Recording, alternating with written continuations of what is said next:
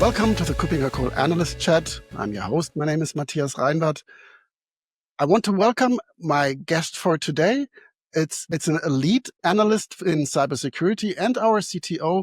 Welcome, Alexei Balaganski. Well, thanks for having me, Matthias. Hello, and it's good to be back. Great to have you. And we want to talk about a topic that you have been looking at and covering for quite a while. We just before this episode, we just were thinking how many times you covered that topic over the years. We came up with 4 or 5 times. But the good thing about topics in cybersecurity is that they just don't stay the same. So for today, we want to talk about API management and security. And don't go away, this will be a ride. Because, Alexei, how much is left from the original version of API management and security that you did 6, 7 years ago? Well, it's actually been 10 years ago when we started digging into this topic. Yeah, almost exactly 10 years ago. It was a very different world. There was no AI. There was much less cloud available.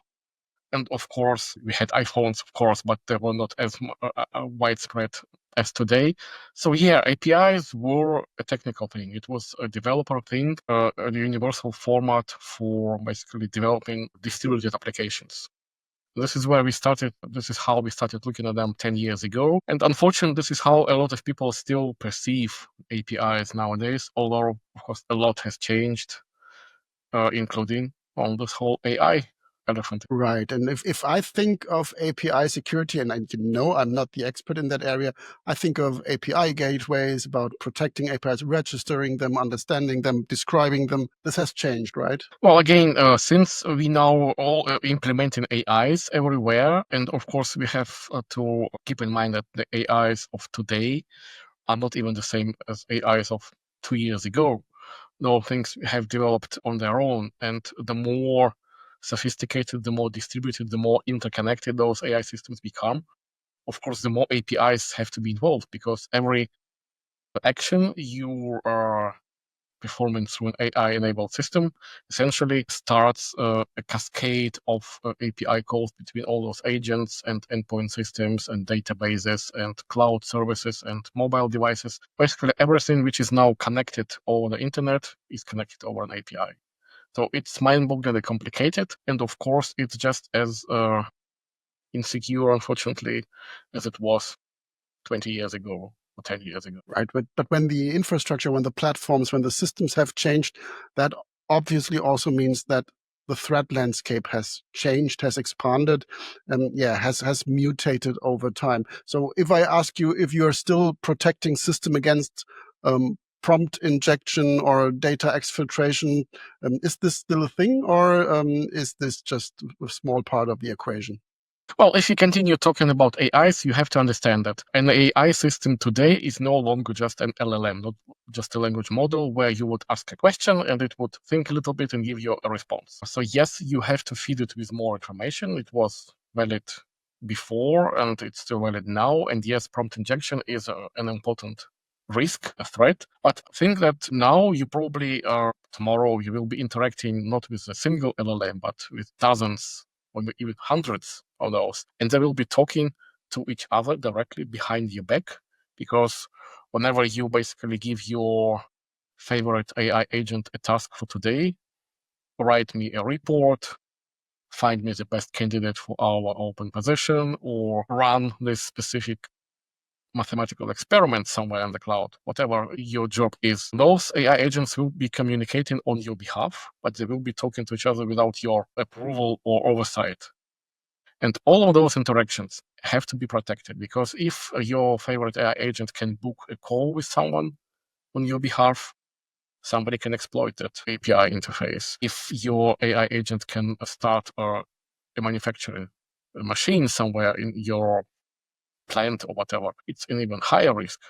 And all of those will be, and they are already actually being implemented, all those interactions, they have to be secure, they have to be monitored somehow, and essentially, this is the job of an API security expert. So when I understand you correctly, so agentic AI, the communication originating from AI agents and then also coming back to AI agents as consumers of APIs is increasingly important when it comes to using API management and security platforms.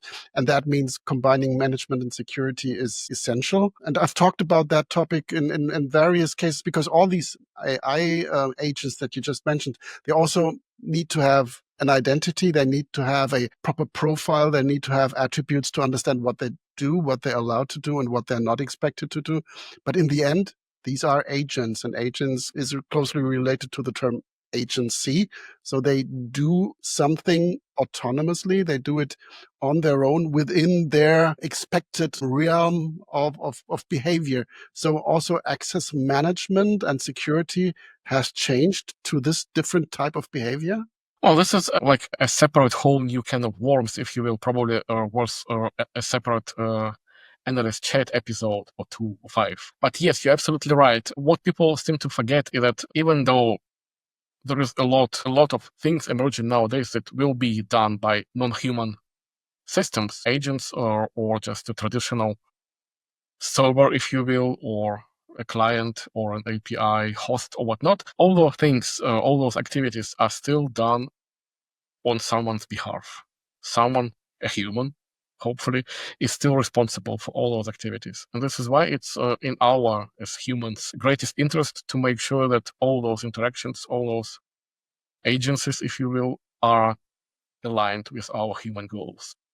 As soon as you are allowing an AI agent, an automated system, run freely and do whatever it seems worth doing at this moment, well, you are basically enabling a future Terminator scenario. Like you are building a Skynet, and we don't want that. And as soon as you want to actually make sure that your AI assistant won't go rogue on you and would actually always do exactly as you want, you have to have a lot of controls in place, not just monitoring, actual guardrails, audit trails, prevention, if you will, and runtime security. So basically, it's, again, the whole entirety of existing security as we know it, from the low-level hardware and networking access to the highest level of business logic analysis and policy-based access management. Everything has to be expanded onto this, as they call it nowadays, non-human identities.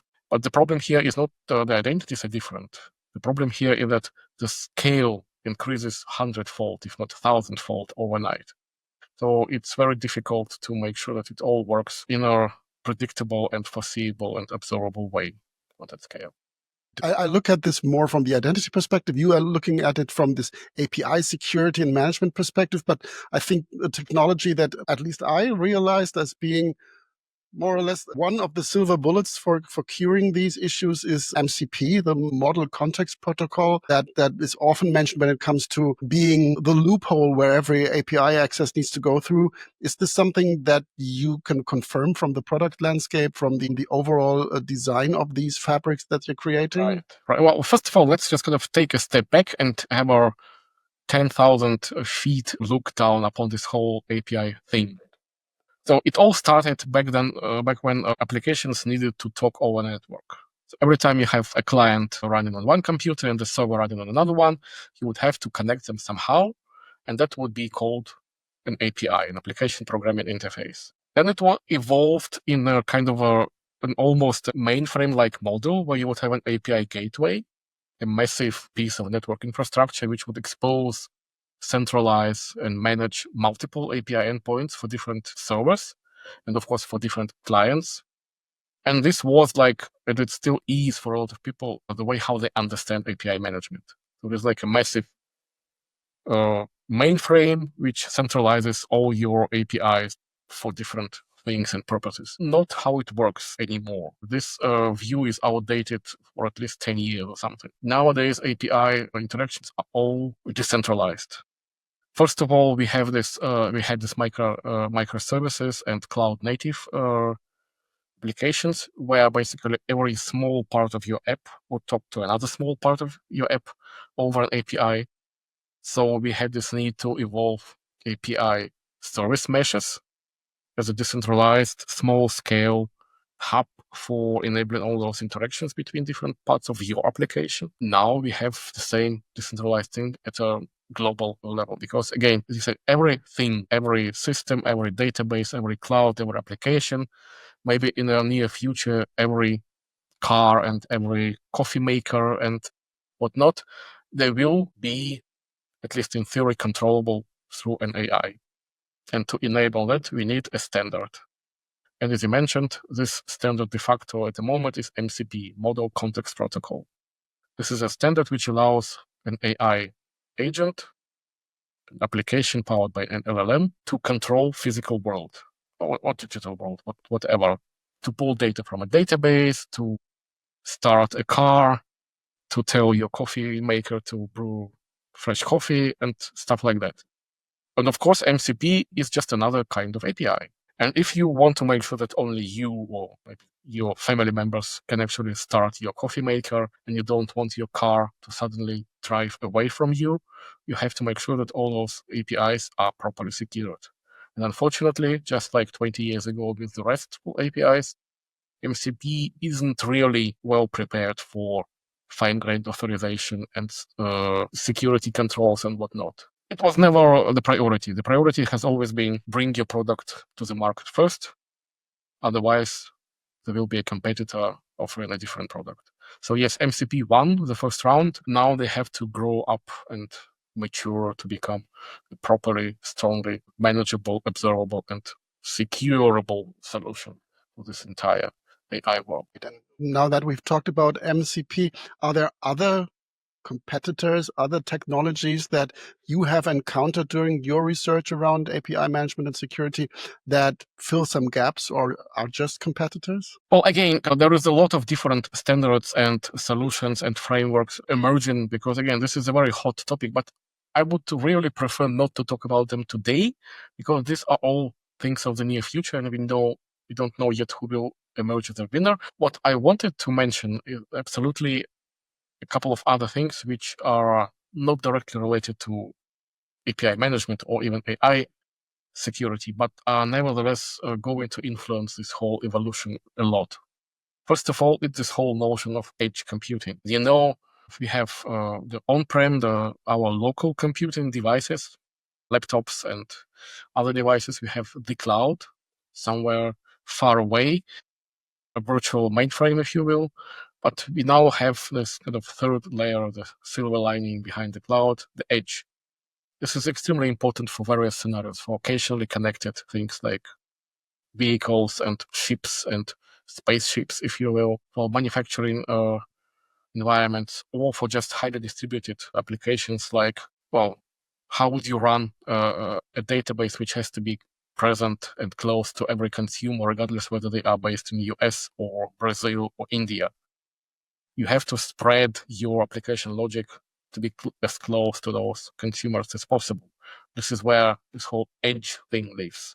A distributed platform for running computation as close to consumers as possible. We've seen solutions from large providers like Cloudflare, for example, or other CDNs. Now we have even more interesting emerging technologies like WebAssembly, where you would run your computations directly on the endpoint device, like my phone or your browser, for example. This is what Java promised us 30 years ago, but never actually delivered fully. Well, this is like the second and presumably more successful attempt. So basically nowadays you can run an API service anywhere. It can be on a gateway, it can be on a service mesh in a cloud app, or it can be directly on my phone or on your browser, or maybe even in the webcam. And how do you secure that? How do you make sure that there is no malicious actor hiding in my webcam right now trying to do something with my local AI model or your local AI model?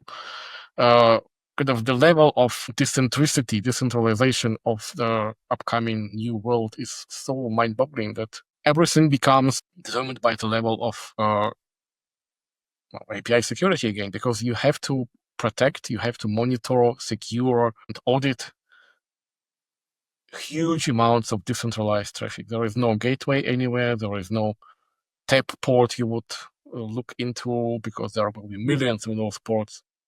Somehow we have to figure out how to enable this on a massive scale, which is much bigger than anything we had, say, 5 years ago. And it's all boils down to APIs, because APIs are the connective tissue. They're the logistics behind all those activities, whether business related or something else. Whether it's about your money or your products or your life events, it's all basically now running through APIs. Right. And first of all, really interesting. But one thing that just came to my mind when you said we are losing this centralized aspect because there is no centralization anymore because APIs are distributed. One key aspect that I remember of API management and security was the detection of shadow APIs, not well protected, forgotten APIs that were somewhere around used by a developer or two and not actually well secured, not well managed, maybe even insecure in themselves with the functionality, the remote procedure calls that they provided. Are these solutions that you just looked into also detecting them and protecting them and managing them as well? Yeah, absolutely. If you go out nowadays and start shopping around for any kind of security product, you would instantly hear about posture management, whether it's a cloud security posture management or data security posture management, or now we have API security posture management, which is basically understanding what you have. Before you start protecting something, you have to know what you have to protect in the first place. And yes, shadow APIs are those which are presumably not managed by you by design. It might be forgotten APIs, it might be third-party APIs, it might be some built-in embedded management things, interfaces and whatnot. And the biggest challenge for a company is to just account for them all, to make an inventory. The problem is when you start talking to different vendors, everyone has a very different understanding what a shadow API actually means. Some vendors as well as a lot of customers are very much like developer centric. They would say our company is a provider of, let's say we are a digital bank. So we have like 10 primary financial APIs we have to care about. We invest in tons of resources into securing them because they're highly regulated. And we don't care about all the third-party stuff because it's not our responsibility. I would say it's a very short-sighted approach, and you never know how you can be compromised. You probably know the famous scenario of hacking a casino through a fish tank pump API. And even if you don't have a fish tank in your office, you probably have a printer with a network interface or a webcam or Amazon Alexa device or something like that. And they all have APIs which are unaccounted for and unprotected. So absolutely you have to know them all. You have to at least be able to assess their risk and say, yeah, this is within my risk appetite. I am not going to do anything about my printer, but I would rather invest in securing my primary APIs more.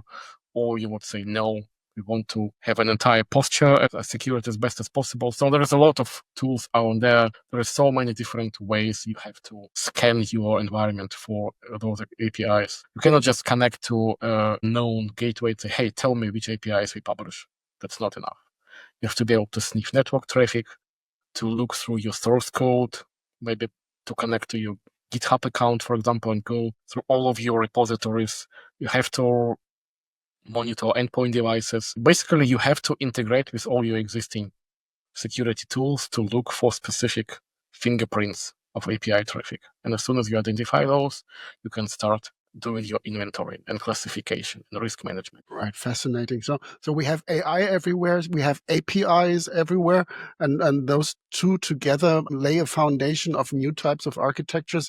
You looked into that from the perspective of creating a new leadership compass, API management and security. Can you tell us a bit more about that? What is the focus? What are the main results, new vendors, market consolidation, and when will it come out?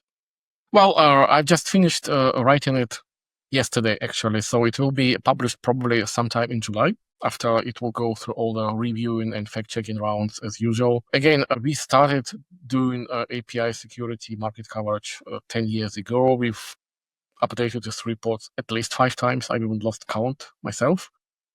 And every time the results are different. First of all, because the actual domain of this area is growing and evolving so rapidly. And the second, of course, the market itself is very turbulent. Some of the companies which I hailed as amazing leaders 2 years ago, well, some of those, of course, still remain, but others were acquired and integrated into some bigger vendors. Some have maybe kind of changed their focus and so on. So the results will be interesting even to those who have read the previous one, because again, this market changes at a rapid pace. But basically the whole point of this updated version is the scope of API management and security continues to grow. There is no such thing as two separate API management and API security industries. They are merging together more and more, and it's up to us to decide whether it's like more management related or security related. I would argue it's both, and also observability, and also everything, including even sustainability, because cost is now a major factor as well. And if you want to be green and sustainable and reduce your operating cost, there are some solutions out there available already. But the most important thing is basically that it's now even more important to take care of your shadow APIs, to shift left, right, up, down, and in all directions to make sure that you cover the entire API lifecycle. Ideally, even before you start writing any code. But if you design your API properly with security by design in mind, it would save you a lot of effort later. And of course, that again, API management has now become hybrid in the same way cloud applications became hybrid and identities became hybrid earlier. There is no centralized gateway you can manage. You have to deal with all those sophisticated and decentralized and very, very different environments where your APIs can. Right. This is really an interesting topic, and I would love to continue doing that, because we have not talked about regulations, GDPR, for example. We have not talked about the AI Act, and we talked about AI a lot. But we have not talked about resilience. So APIs are now the key capabilities of or business capabilities of an organization. And if they are not available, the company is not available, the business services are not available. We have not talked about that. So there's a lot more to cover. I think a lot of this is in your leadership compass. So I highly recommend, when you're listening to that, to go to KuppingerCole.com and find the leadership compass API management and security. Once this episode is published, it should be close to being available as well. And before I thank you, Alexei, I just want to make sure that everybody out there who thinks, hey, they missed that topic, leave your questions below this video on YouTube. Drop us a mail, drop a mail to Alexei, to me. And we will follow up on these questions, because this API topic is getting more and more important, as you just described. It's the glue between components, and it's really tying services together in this hybrid world that we're doing. That I do that for the identity fabric. You do that for a type of API fabric, I assume, and as part of an overall cybersecurity fabric. So this is really amazing, the developments that we're just witnessing, and that's just great. Having said that, thank you very much, Alexei, for being my guest today and for shedding a light on this interesting topic. And when you hear API security, you just don't see the full picture initially, and you described it very well. It's really so important. Thanks again. Yeah, we have to think about it in the same way people probably thought about telegraph in like 19th century, and then radio and television and internet. Those were all, in a way, revolutions that have profoundly changed the way we consume and produce and exchange information. API security is just, API like ecosystem economy, along with management and security, is just another revolution in that kind of historical scale of development. So absolutely watch this space, because we will be covering it more in publications and probably in future episodes of this podcast. There is a lot to watch, and you are right. Finally, the regulations are catching up. So regulating your AI systems and API systems will become much more pressing and relevant. Again, watch this space. Absolutely. Great final words. Thank you, Alexei. I don't add anything. Looking forward to seeing you again for another episode, maybe on APIs. Thank you, Alexei. Thank you, and bye.